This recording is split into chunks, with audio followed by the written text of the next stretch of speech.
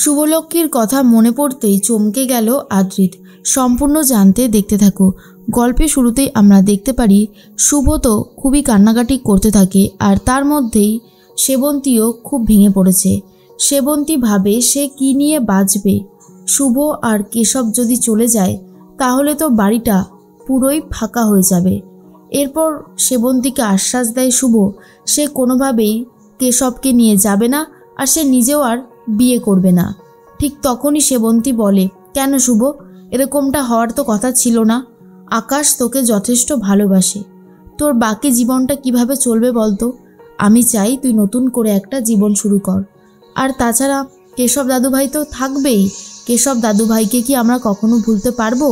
ও যে আমার আদি সন্তান, ওকে কখনোই ভুলতে পারবো না। তবে ওর সাথে সবসময় আমরা আছি, আমাদের ভালোবাসা আশীর্বাদ সবটাই ওকে ঘিরে থাকবে। শুভ তখন বলে, কিন্তু মা, তোমার এই চোখের জল যে আমি আর দেখতে পারছি না। আমার যে অনেক কষ্ট হচ্ছে, আমি কি করে এটা মেনে নেব বলো। তখনই কি সেবন্তী বলে, আমার নিজের কষ্টের জন্য আমি তোর জীবনটা নষ্ট করে দেব, সেটা তো হতে পারে না শুভ। তোরও তো একটা নিজস্ব জীবন আছে, যে জীবনটা অনেক সুন্দর। এরপরেই সেবন্তীর কান্না দেখে শুভ নিজেকে আর আটকে রাখতে পারে না। ঠিকই করেছিল, বিয়ে করবে না। কিন্তু এতবার করে সেবন্তী বাড়ির সবাই বলতে থাকে যে শুভ আর না করতে পারে না। শুভ তখন বলে, আদি, তুমি যদি আজকে থাকতে তাহলে আমাকে আর এই সমস্যার মধ্যে পড়তে হতো না। একবার ভাবছি বিয়ে করি, একবার ভাবছি করব না। এই দোটানার মধ্যে পড়ে পড়ে আমি পুরো শেষ হয়ে গেলাম। এর মধ্যেই শুভ তো চলে যাবে কালকে, তাই আগের দিন রাতের বেলায় সবাই একটা পার্টি করবে বলে ঠিক করেছে। আর অন্যদিকে দেখা যায় পুরবী, সেবন্তী, রঞ্জিনী তিনজন মিলে কথা বলতে থাকে। রঞ্জিনী তখন বলে, আমি জানি দিদিভাই, তোমার অনেক খারাপ লাগছে। খারাপ লাগাটাই স্বাভাবিক। ছেলের বউকে এইভাবে অন্য কারোর হাতে তুলে দেওয়াটা মুখের কথা নয়। যে যতই বলুক না কেন, এটা অনেক কষ্টের একটা কাজ। এর মধ্যেই সেবন্তী বলে, আমি চাই শুভ ভালো থাকুক, কেশব দাদুভাই তার বাবার ভালোবাসা পাক। আমি জানি আদি থাকলে হয়তো সব কিছু ঠিক থাকতো, কিন্তু যেহেতু একটা মানুষ চলেই গেছে, এখন আমি আরেকটা মানুষকে সারাটা জীবন আমার কাছে আটকে রেখে কষ্ট থাকতে দিতে পারি না। শুভকে ভালো রাখবে আকাশ, এইটুকু আশ্বাস নিয়েই শুভকে আমি তুলে দিচ্ছি আকাশের হাতে। এর মধ্যেই সবাই মিলে তো অনেক হইহুল্লোড় মজা করতে থাকে। শুভকে একটা গান গাওয়ার জন্য রিকোয়েস্ট করা হয়, কিন্তু শুভ বলে, আমাকে প্লিজ ছেড়ে দাও, আমার একদমই গান গাইতে ইচ্ছে করছে না, তোমরা আমাকে আর জোর করো না। তখন রঞ্জিনী বলে, আচ্ছা ঠিক আছে, তাহলে এরপর কে গান গাইবে? এরপরে ঠাম্মি আর দাদু দুজন মিলে শুরু করেছে। আর তখনই মোহনার কথাই জিজ্ঞেস করে সেবন্তী। তারপর সুনন্দা বলে, মোহনা আসবে, ওই আয়ানকে আজকে তো ডাক্তারের অ্যাপয়েন্টমেন্ট করানো রয়েছে, আয়ান বেরিয়ে গেলেই মোহনা চলে আসবে। তখনই দেখা যায় মোহনা বারবার করে আদ্রিতকে বলে, আচ্ছা আয়ান, তুমি পারবে তো একা একা যেতে? আমার কিন্তু তোমাকে নিয়ে খুব ভয় লাগছে। আদ্রিত বলে, কেন পারবো না? আর সব সময় তুমি আমার সাথে কতক্ষণই বা থাকবে বলো? আমার নিজের কাজটা তো এবার আস্তে আস্তে নিজেকেই করতে হবে, তাই না? মোহনা বলে, ঠিক আছে, তুমি সাবধানে যেও। এরপরেই আদ্রিত তো ডাক্তারের কাছে বেরিয়ে যাচ্ছে, আর যাওয়ার আগে দুটো চোখ এঁকে গেছে, যেটা দেখতে শুভলক্ষ্মীর চোখের মতন।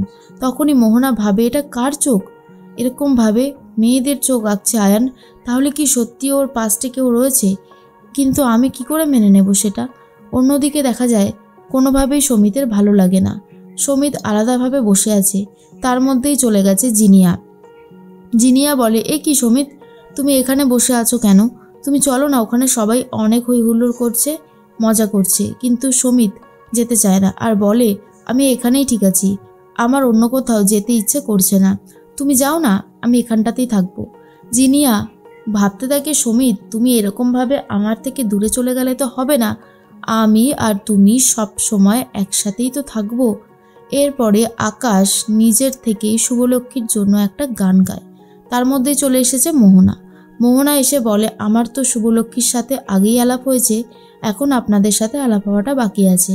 এরপর মোহনা সবার সাথে আলাপ পরিচয় সেরে নেয়, আর তার মধ্যেই মোহনাও একটা গান শুরু করে দিয়েছে। এদিকে আদ্রিত চলে গেছে ডাক্তারের কাছে। সেখানে গিয়ে আদ্রিত আবারও নিজস্ব খাতাটা দেখাতে থাকে, যেখানে বারবার স্নোফলের কথাটা উঠে আসছে আর নিউ ইয়র্ক শহরের কিছু জিনিস উঠে আসছে।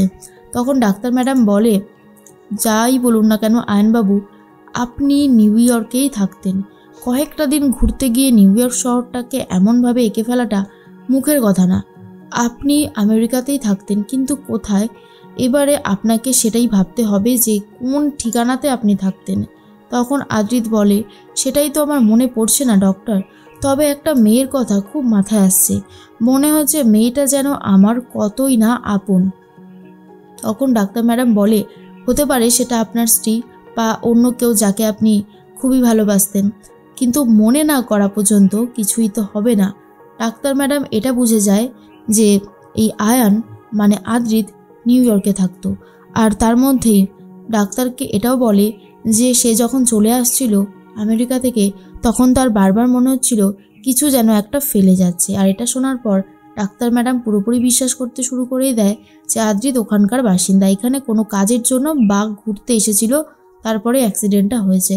আর এদিকে শুভ খুবই কান্নাকাটি করে আর বলে, আমি আর পারছি না, এইভাবে অভিনয় করে যেতে খুব কষ্ট হচ্ছে, কিন্তু কাকেই বা বলে বোঝাবো, কেউই তো আমার কষ্টটা বুঝতে পারছে না। এর মধ্যেই ঠাম্মি বলে, শুভ আমাদের অনেক আপন, ও আমাদের ছেলের বউ না, ও ছিল আমাদের বাড়ির মেয়ে, আর মেয়ে হয়েই থাকবে। সুনন্দাকে বলে, আপনার ছেলের সাথে আমি শুভর বিয়েটা দিচ্ছি, ওকে কিন্তু ভালো রাখার দায়িত্ব আপনাদের দুজনেরই। তখনই সুনন্দা আর আকাশ বলে, শুভলক্ষ্মীকে আমরা ভালো রাখবো। আর আকাশ তো শুভলক্ষ্মীকে ভালোবাসে, তাই আকাশ বারবার বলতে থাকে, শুভলক্ষ্মীর কোনো অসুবিধা হবে না, শুভলক্ষ্মী আর কেশব ভালোই থাকবে, আপনারা নিজেরাই ওদের মুখ থেকে শুনে নেবেন ওরা ঠিক কেমন আছে। সেবন্তীর এই সময় অনেক কষ্ট হয়, কিন্তু তবুও শুভলক্ষ্মী আর কেশবকে আকাশের হাতে তুলে দেবে বলেই ঠিক করেছে, তাই কষ্ট একেবারে চেপে রেখে দেয়।